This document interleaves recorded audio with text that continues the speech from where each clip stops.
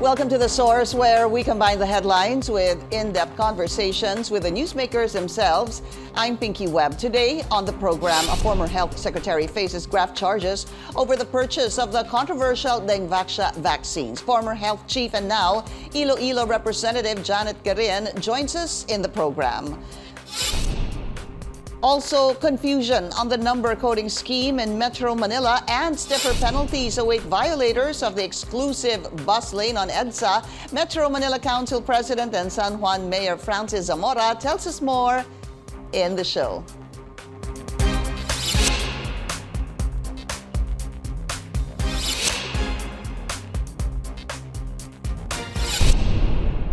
A number of motorists were surprised over the weekend after a Metro Manila Council or MMC resolution was published announcing the removal of the window hours for the number coding scheme. But the MMDA clarifies the window hours will remain in effect for now. The agency says it will study the traffic volume in November before deciding if the window hours should be suspended in anticipation of the holiday traffic jam. Let's go straight to the source of the story. First off, we have Metro Manila Council President and San Juan City Mayor Francis Zamora. Mayor Francis, good to see you again. Welcome to The Source. Yes, good morning, Pinky. Thank you for having me in CNN. So finally, a clarification after what we all thought of changes during the weekend when that window hours was supposed to be removed. Ano po? So ang sabi po ng MMDA and the MMC, what we have now stays. Please confirm this, Mayor. That's correct. Yes, that's correct, Pinky. No, just to clarify, last month, the Metro Manila Council had a meeting, and during that meeting, we passed a resolution, if I may read. This is MMDA Regulation number 23-003, wherein there will be no more window hours in the circumferential roads and radial roads in Metro Manila.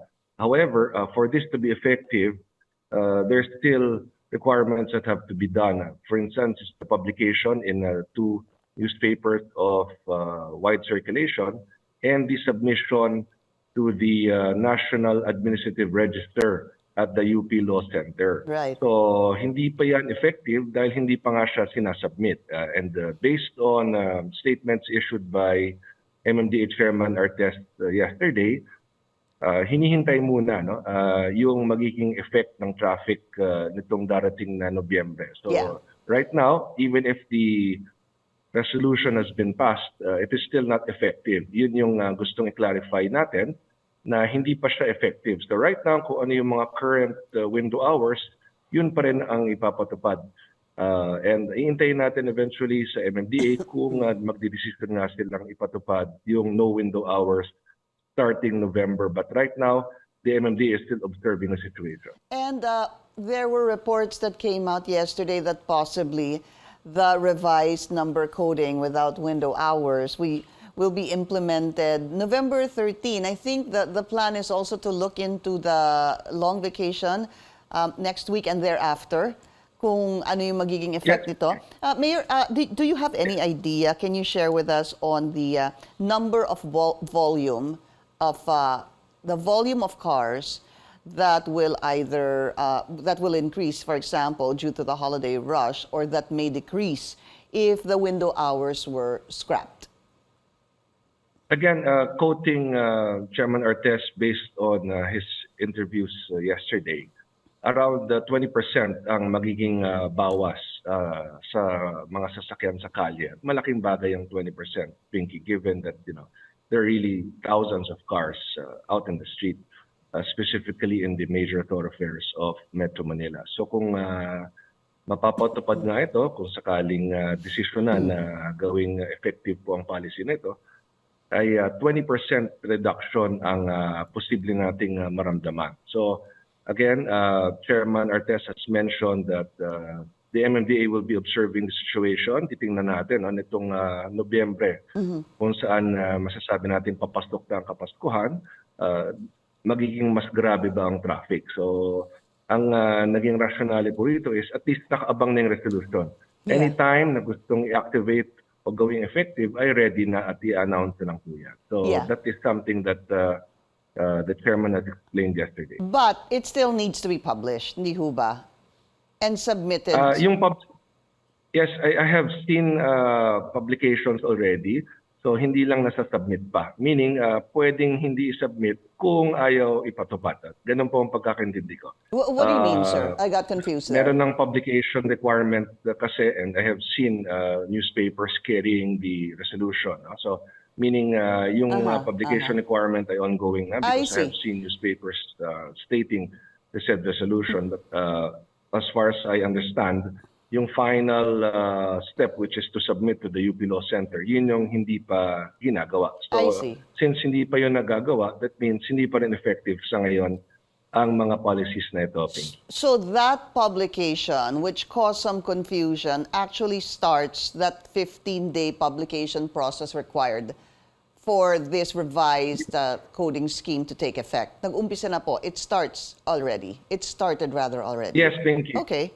Yes, Pinky, because I have seen newspapers carrying the resolution already. So, umandar na yun. Again, based on statements issued by Attorney Artes yesterday, they will observe the traffic situation by November. Kung makita natin na magiging mas grabe nga siya, ay posibleng isubmit na siya sa UP Law Center for it to be effective. And there are other plans, no, Mayor, for the expected traffic jam due to the Christmas season. The other one, as mentioned yesterday, were stiffer penalties for doon po sa mga nagva-violate sa EDSA bus lane. Yes, tama yan, Pinky. No? Ito, hawak ko yung aking mga resolutions. And allow me to share with you that the Metro Manila Council also passed MMDA Regulation number 23-002, increasing the fines for the violation of the exclusive city bus lanes o yung mas kilalang EDSA bus carousel. No? So, yan po, nakikita ko naka-flash yung mga updated fines po natin. Ano ba ang purpose ng bakit natin ginagawa to? Una-una, marami pa rin tayong nakikita na nagwa-violate po ng ating EDSA bus carousel. At base po sa aming pagpupulong, dahil mababa po ang multa dati, I believe it was only 1,000 pesos before. People were not taking it seriously. Thus, no, they would rather just get penalized 1,000 pesos as long as they escape the traffic. So, ganun po naging thinking ng iba. Kaya ho nagdesisyon ng Metro Manila Council na taasan po ang penalties para dito para magdalawang isip yung mga gustong lumabag sa batas. But when does this begin? When is this going to be implemented, the stiffer penalties? Okay, again, meron hong mga publication requirement and submission sa UP Law Center. So when it comes to effectivity, Pinky, I leave it to the MMDA to make the announcements. Ako po nandito, binabahagi ko lamang as an information drive or part of our information campaign ang kaalamang ito so that the public will know that yes, this will happen. As to when, hintayin lang po natin yung announcement ng MMDA. And part of the information drive, Mayor, probably it's also good to again underscore who are allowed to use the EDSA bus lane. Yes, yung ating emergency vehicles, of course, yung ambulances, disaster response, and yung mga government vehicles, but they have to be marked government vehicles. Nakalagay dyan, police, or yan ba ay Department of Health, DSWD. Kailangan marked vehicles po yan. So I would like to warn those who are not authorized or not allowed to enter the bus carousel, huwag na po tayong papasok dyan. Dahil yan po ay exclusive sa mga pinapayagan lamang na pumasok ng mga sasakyan ng gobyerno, mga marked vehicles, at ganoon din po yung ating emergency response vehicles at mga ambulance. So if we are private vehicles or if we are government vehicles that are not marked, we should just stay in the regular lanes and we must never enter the EDSA bus carousel. Senators, congressmen, mayors and vice mayors and the like are not allowed. Ay, ako po, hindi ako dumadaan sa EDSA bus carousel. I just stay within the regular lane. And of course, hindi po allowed yan. Like what I mentioned, yung mga emergency response vehicles, disaster response, at yung mga marked government vehicles. Just a quick question, Mayor. Makakalusot ho ba, for example, yung mga may emergency na hindi marked vehicles? Yes, actually, case-to-case basis naman po talaga. No? Of course, when the enforcer apprehends a violator at makita naman halimbawa na may tinatakbo talaga sa ospital. Right, Of course, right.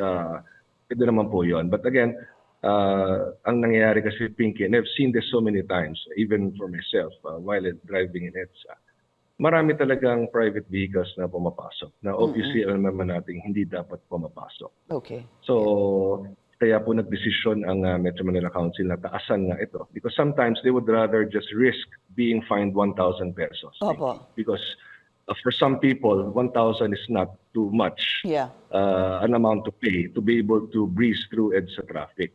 So, tinaasan po ang penalties, and it's not just the financial penalty. The possibility of the revocation of your license is also there. So, hindi lang yung babayaran mo, pati yung pag-revoke ng lisensya mo ay nandiyan pa rin. MMC President and San Juan City Mayor Francis Zamora, sir, thank you for the interview, and it's good to see you again. Okay, thank you, Pinky. Thank you. Thanks for having me on CNN. And coming up, former health chief and now Iloilo Representative Janet Garin faces graft charges over the controversial Dengvaksha program of the Aquino administration. Congresswoman Garin tells us her side after the break. Please stay tuned.